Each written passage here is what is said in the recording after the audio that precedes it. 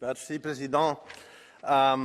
Polonia, Hungría, Grecia, Chipre, España, los campeones de Pegasus, según el informe del Parlamento Europeo.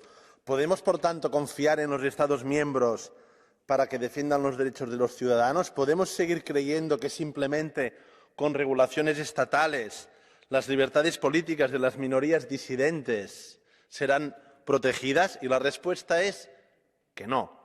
En España, los independentistas catalanes víctimas de Pegasus no pueden hacer valer sus derechos ante los tribunales. Hungría y Polonia siguen sin cumplir con las sentencias del Tribunal de Estrasburgo. El Consejo de Europa ha puesto a Estados de la Unión Europea al nivel de autocracias tan consolidadas como Azerbaiyán.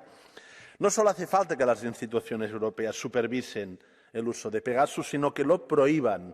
Programas como este violan nuestros derechos de forma estructural y quebrantan los propios fundamentos de la Unión Europea. No podemos permitir que en la Casa de la Democracia Europea se lleven a cabo de forma impune estas maniobras de espionaje masivo, porque quienes realizan estos ataques no se comportan como demócratas europeos.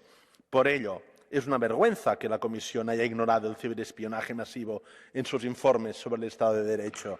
Reclamamos con urgencia una respuesta sólida por parte de las instituciones. La inacción europea es cómplice del autoritarismo de Estado. Los catalanes lo sabemos muy bien. Y en relación a la intervención del señor Cañas, a palabras necias, oídos sordos. The floor goes now to Ms. Elisabeth Vossenberg-Veronidi.